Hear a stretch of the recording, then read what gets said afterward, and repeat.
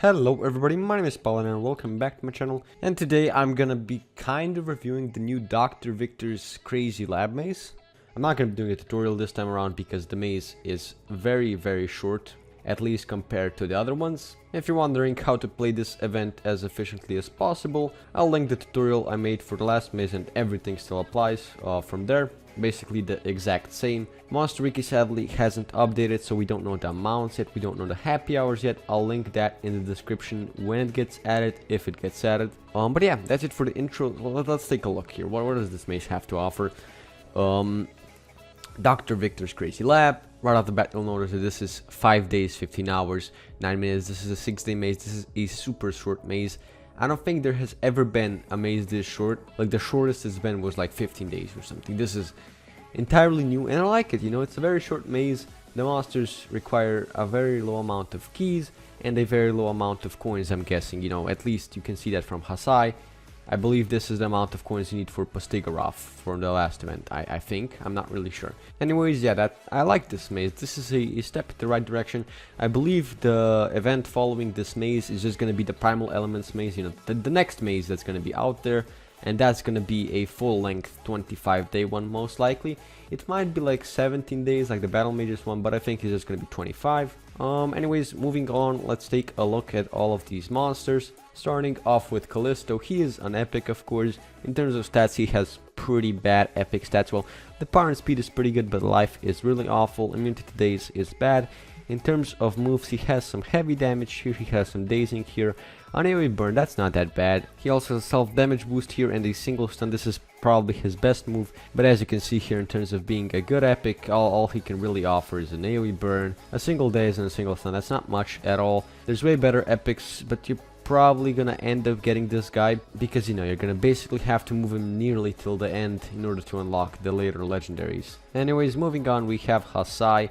He's a pretty old light legendary. In terms of power and speed, he's goddamn awful. In terms of life, he's really tanky. Trait is hard, and that's not a bad trait at all, but this is not that great of a light monster. He has some pretty cool supportive skills here, you know, damage boost, precision, big shield. That's not that bad. It's a single ally skill, but it's not that bad. Here we have a 0-turn cooldown blind plus damage reduction. Here we have a single daze move, a single stun move, which also has 0-turn cooldown. This one gives small shields to all allies, removes their debuffs. This one does moderate light damage to all enemies, removes all positive status effects from all targets. I mean, he's okay, I suppose. He's alright. How I'd personally run this guy, I wouldn't run this guy, but if I were to choose to run this guy, I would give him free team speed. Some people end up giving him a life, and I'm like, what? Why?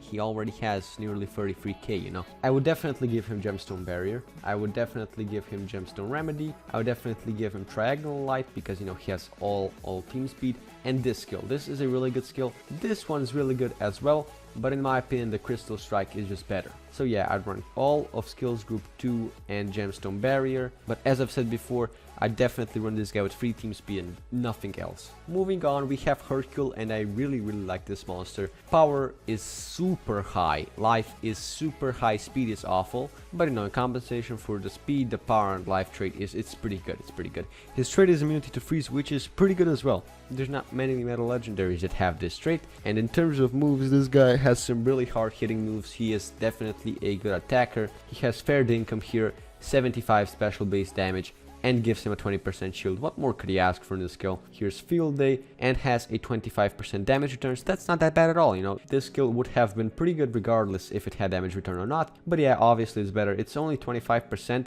but it is free turns. It is free turns here, that's not that bad at all. Over the top is just his standard metal based AoE. That's nothing special, I don't like that move. He does have this as well, so you can combo these two together, I suppose. But I don't really like this combo for metal monsters. I mean, every single metal monster has a combo like this. I don't know which one I choose, Field Day or World's Fair, because Field Day costs 1 more stamina.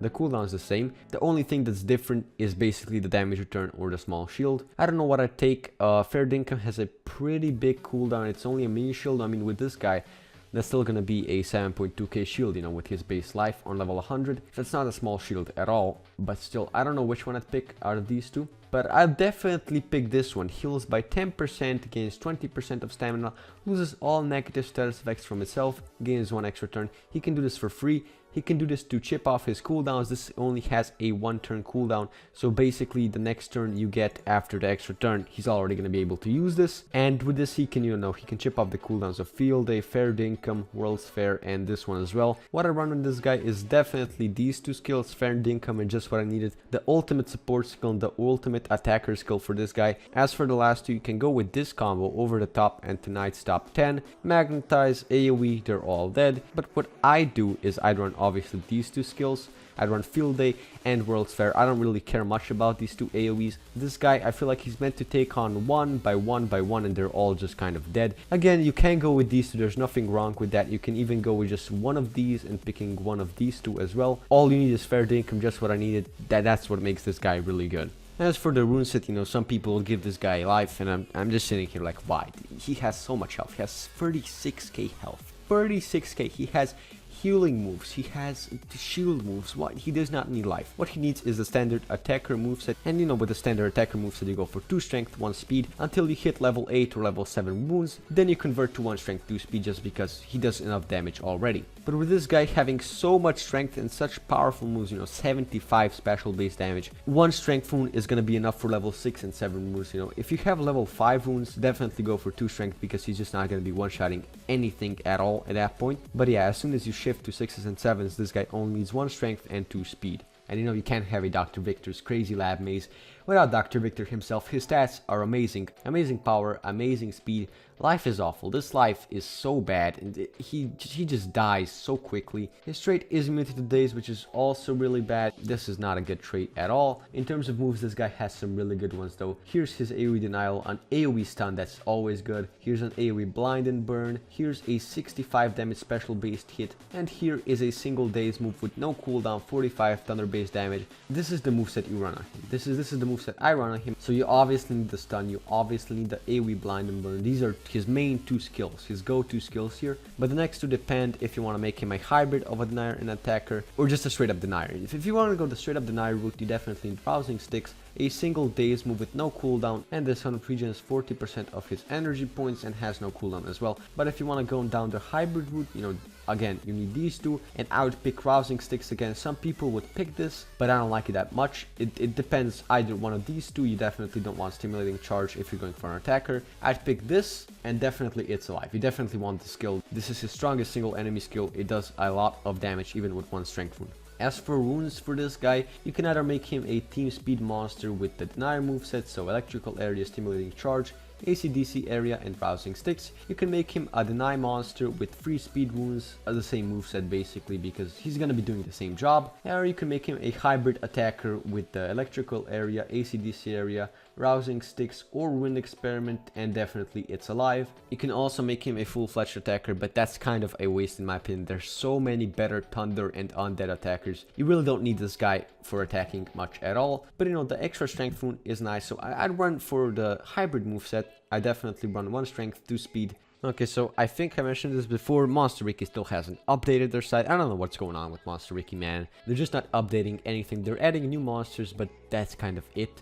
This is the map for the maze. It's really short, obviously, because the maze, it is a 6-day maze. What are you expecting? There's 4 monsters, starting off with Kalisto. There's normal items. I won't analyze everything. There's some Margle cells, a lot of Tyra cells. 1, 2, 3, 4, 5, 6 nodes where you get just Tyra cells. There's also 1, 2, 3, 4 Baba Yaga nodes. That's really good. And the second to last node of every monster's route has the monster's cells. Dr. Viktor's route has Dr. Viktor's cells, Hercules has Hercules, Hasai's has Hasai's, and where are you? Kalisto's has Kalisto's. You'll also notice there's a few runes, a level 5 strength, here a level 5 speed. There's not much else. There's a level 4 life as well, but not really any level 6 runes. But yeah, there's lots of cells in this maze, so be sure to try hard this maze. It's really important. I feel like the Baba Yaga cells are definitely great. I don't know the amounts of them, but I'm guessing it's like where's the first one? This one's like 10, or maybe this one's like 5, this one's like 10, then goes up to 15 and 20 or something like that, something in that order. Obviously something that's gonna be lower down the end of the map, it's gonna have a higher amount of cells. So yeah, this is the map. You can go ahead and see how you get the keys. It's pretty straightforward. There's no hidden monsters, no limited time monsters, nothing like that. It's really simple. Now, as for the discounts, Monster Wiki hasn't updated yet. I mean, they're gonna be released soon, I hope. I definitely hope so, because if they're not, that is a real bummer, since, you know, we kind of need discount times to get stuff. Last time around, there were 20 and 30% discounts. The very first discount of the maze was a 20% discount, but it got changed like halfway through. And the very last discount of the maze was a 30% discount, which, I mean, no one knew about this, so everyone already spent most of their coins, but it was still a pretty nice thing of Social Point to do. I hope they do it again, so I encourage you guys to kind of stockpile coins till the very last day. If there's no discount times posted in the near future, just be on the lookout, and I just spend them immediately when I see the discount there. If you're wondering how the event works, you can watch my tutorial. I'll link it in the description and in the comments below. I'll also link the picture of the map in the comments below, as well as in the description.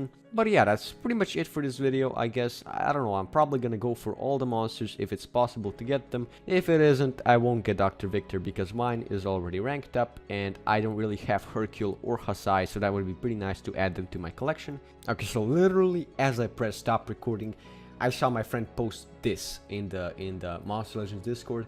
And it's basically a picture of how much every monster needs in amounts of coins. It's in Spanish, I think, but it doesn't really matter. I guess it's pretty easy to read. You know, these are for the first move, second move, third move, yada yada yada yada yada. Here it also says how much you would need for each monster in amounts of maze coins, with no discount, with a 10% discount, 20% discount, 30% discount. Now, there's no confirmation that the 20 and 30% discounts are even a thing in this maze, but we can hope they are, because this is the most impossible maze of all time. If you take 18,220, the amount of maze coins you would need with no discount to complete this maze, and you divide that by, what, 6 days, you get more than 3,000. So you need more than 3,000 maze coins per day, which is just impossible. You can't get much more than 1,500. I don't even think you can get 1,500.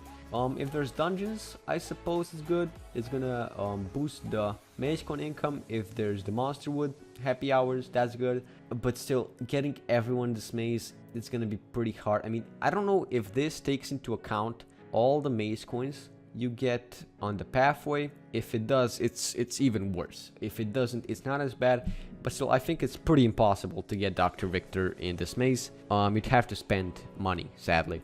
Anyways, here it also says, you know, on the Kalisto you get the first key of Dr. Viktor, you get the first key of Hercule, on Hasai you get the second key of Hercule, second key of Dr. Viktor, and so on and so on. Here are the maze coins you need for each monster, respectively, and all again with discounts. And here are the moves for every monster, as I've said before. It's just pretty simple. Once you just take a look at it, you'll realize what's going on. If you're still unsure about everything, you can always go to Google Translate and just translate it from Spanish to English or whatever. But yeah, this is a very much difficult maze. I hope there will be dungeons, I hope there will be monster with happy hours, because if there isn't, there's no hope of even getting Dr. Viktor at all, and it's still gonna be pretty hard to get everyone else. But yeah, anyways guys, that's pretty much it for this video, and I'll see you next time.